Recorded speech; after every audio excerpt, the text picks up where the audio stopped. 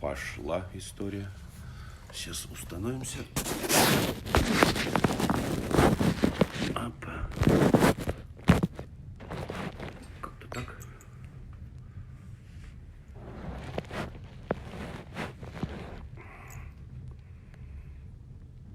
Так, 7 часов.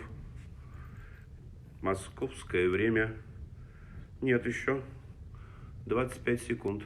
О, а уже народ пошел. Нет, надо все-таки другие. О, Ольга Гречка, Ольга Селезнева, Дмитриева Любовь, Татьяна, Творский дворик, Ася Ильина, Ольга Гречка. То есть опять получается все.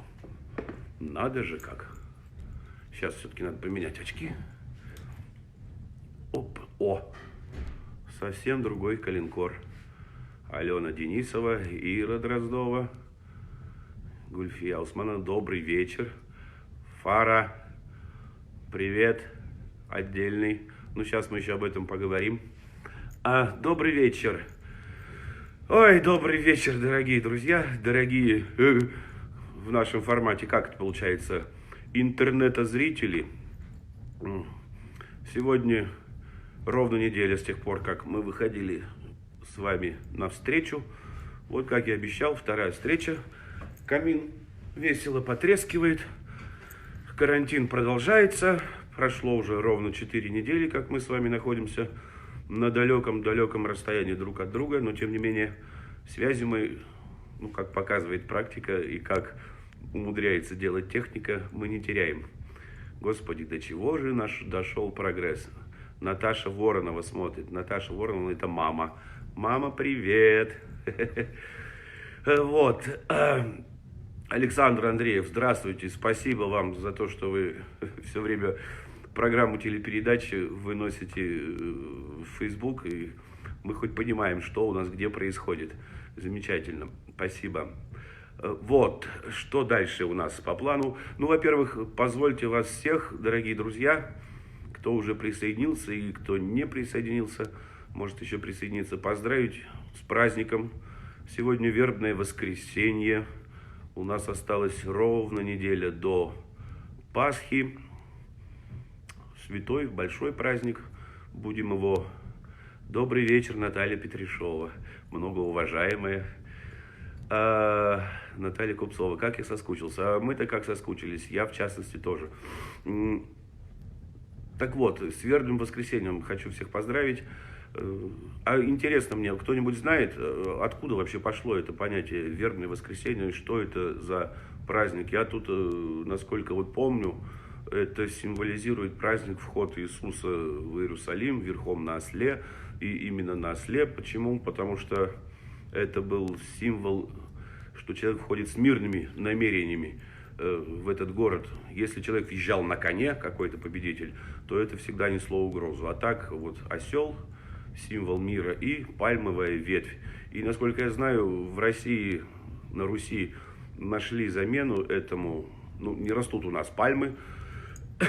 И нашли замену, и это оказалась веточка вербы, потому что она как раз цветет именно в эти дни.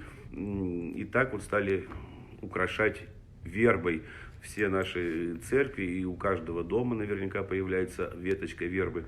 Вот это вот моя информация, может быть, у кого-то есть другая, не стесняйтесь, высказывайте.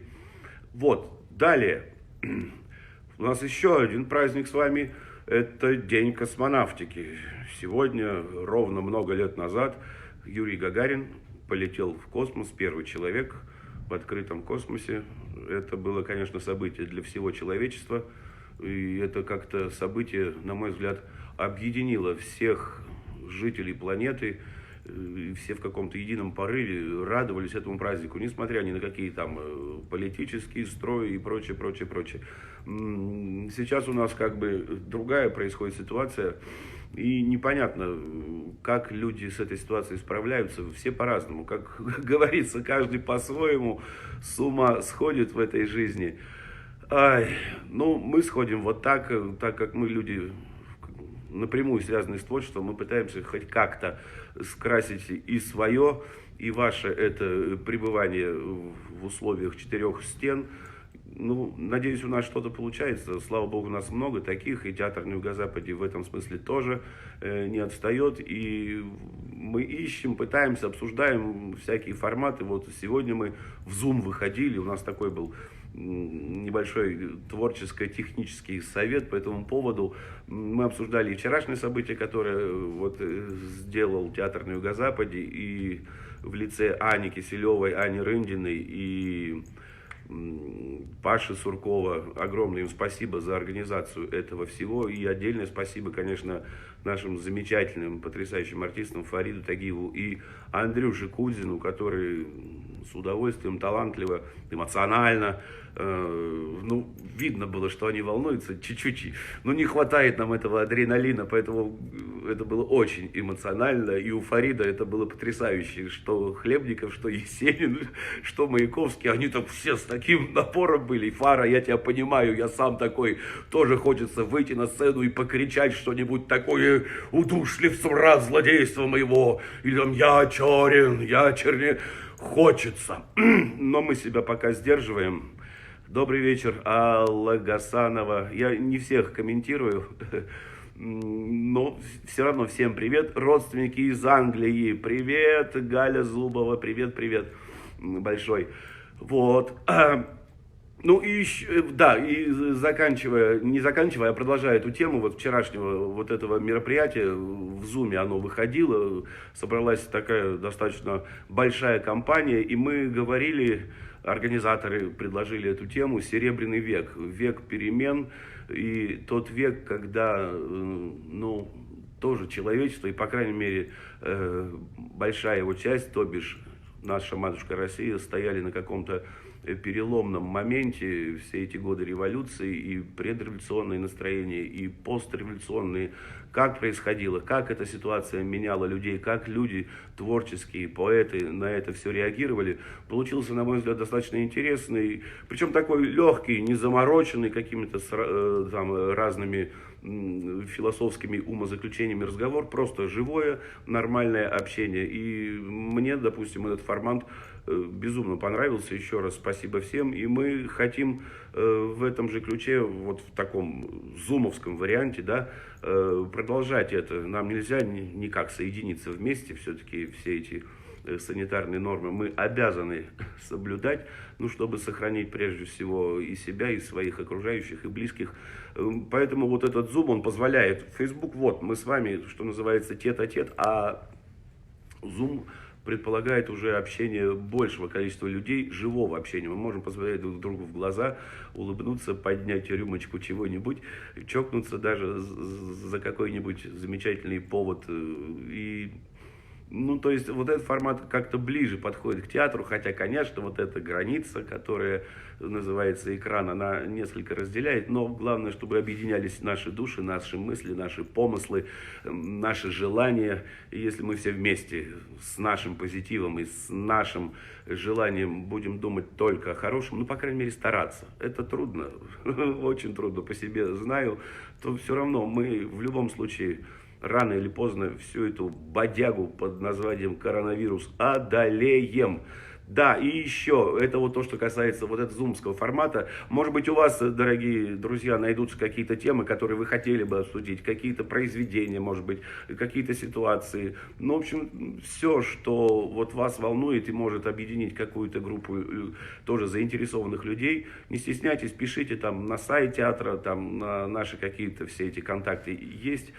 Поэтому мы с удовольствием будем и под вас подстраиваться, и нам любая тема интересна, мы артисты, мы берем какой-нибудь совершенно сложнейший материал и начинаем его, как те рудокопы, добывать полезную породу, из которой потом получаются какие-то замечательные вещи под названием спектакли театра на Юго-Западе и не только.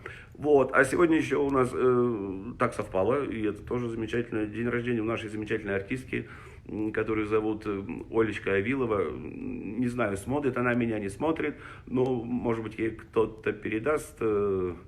Я, Оль, от всей души поздравляю тебя с днем рождения. Береги себя, свою семью. Мы обязательно скоро встретимся и схлестнемся в каком-нибудь творческом порыве на сцене театра на Юго-Западе. Вот то, что касается всех этих знаменательных дат, именно которые происходят сегодня. Может, у кого-то возникают по ходу нашего разговора, моего, вернее, монолога, какие-то вопросы, тоже можете писать, задавать, не стесняться, постараюсь ответить, не лукавля, нисколечко. Теперь, далее. Вот мы в прошлый раз, ну, я предложил такой, как бы, дурку такую под названием «Буратино 2», да, что решим, вот, Гульфия Усманова, Олег Николаевич, что решили с прослушиваний ваш театр? Ну, товарищи, хорошие артисты всегда и везде нужны, но мы там заявляли где-то в мае, ну, давайте все это будем в посткарантинное время совершать. Сейчас прослушиваться по Фейсбуку или по Зуму тому же, ну, категорически в театре неприемлемо. Хотя я знаю, там кто-то репетирует, сейчас какие-то театры, новые спектакли, вот так. Я не знаю, как это делается. Все-таки театр это такое, и рождение спектакля это такая живая вещь, которая строится на энергетике. Мы можем чего-то друг другу словами объяснить, но пока ты душой не прочувствуешь, не выйдешь на подмостки и не дашь.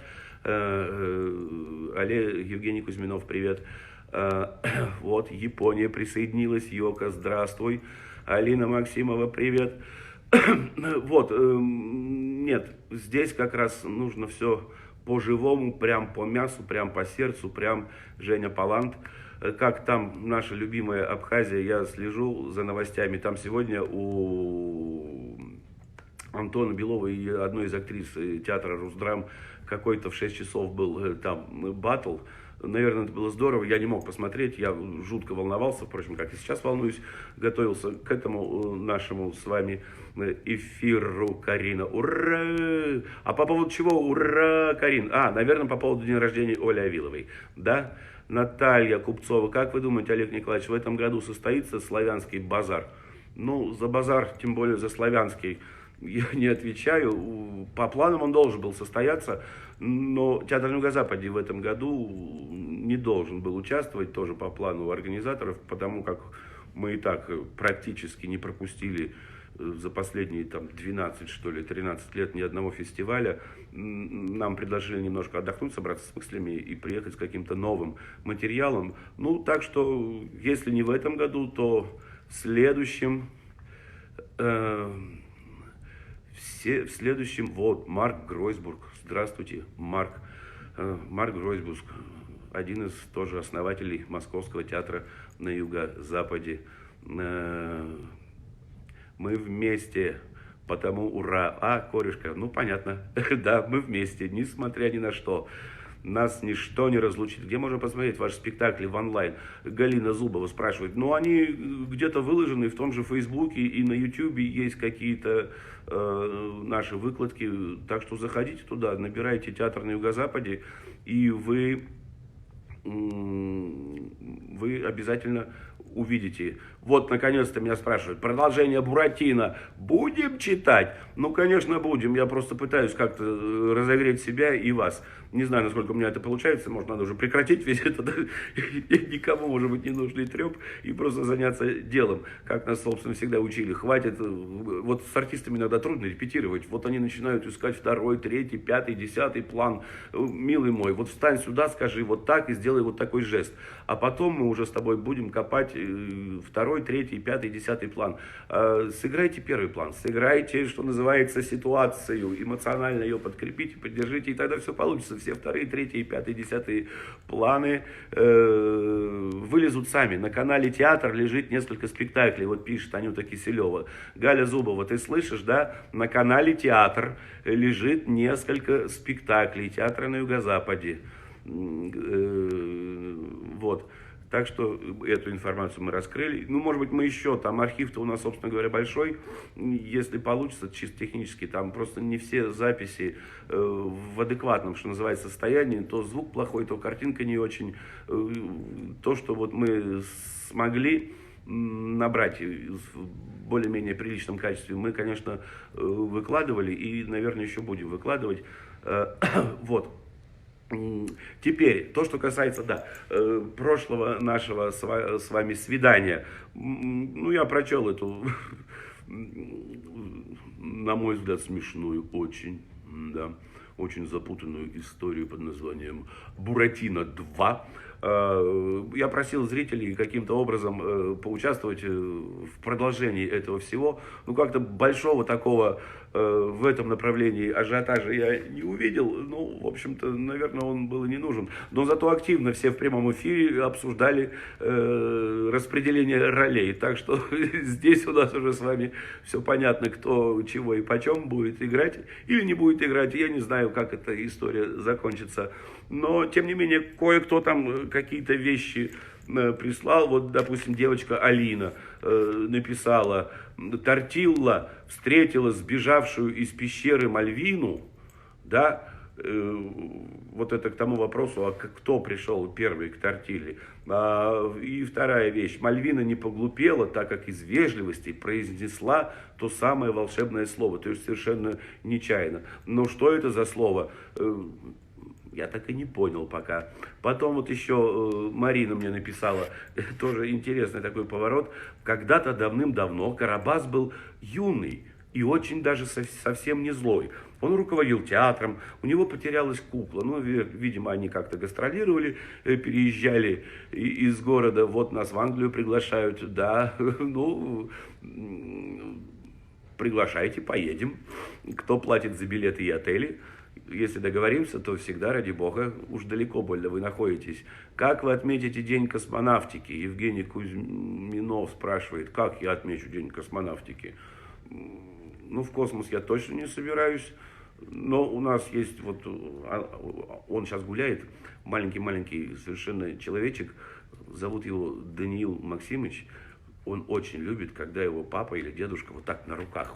Я всегда, он ржет до бесконечности. Вот тот наверняка будет космонавтом. Ну, любит он вот летать под самый потолок. А потолки у меня высокие.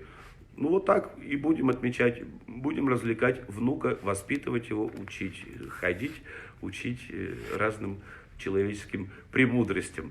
Так вот, продолжая, значит, продолжение Буратино. Да, вот так, извините за тавтологию. Так вот, Карабас был, значит, хороший, на гастролях где-то кукла потерялась, стала искать дорогу домой, заблудилась, набрела на Дуримара, который уже с молодых лет был порядочная свинья. И он ей сказал просто, что театра-то нету больше. Вот так. И кукла расстроилась, потеряла смысл всей своей жизни и пошла на все четыре стороны, куда глаза глядят, набрела на пещеру, там она поселилась, со временем одичала и стала вот пугать. И, кстати, вот родилось здесь волшебное слово. Жративет. Жративет. Это анаграмма от выражения «театр жив». Мне эта мысль очень понравилась, потому что все равно хочется верить, что театр жив. Да жив он, безусловно, и никуда он не денется. Просто сейчас немножко на удаленке. Но это все пройдет. Так вот, друзья, мы с вами болтаем уже почти 20 минут. Может быть, перейдем ко второй части. Даже нет, я не назову это второй частью. Просто второй вариант предполагаемой пьесы «Приключения Буратино 2». Вот я подготовился в этот раз. Стаканчик воды сам себе поставил.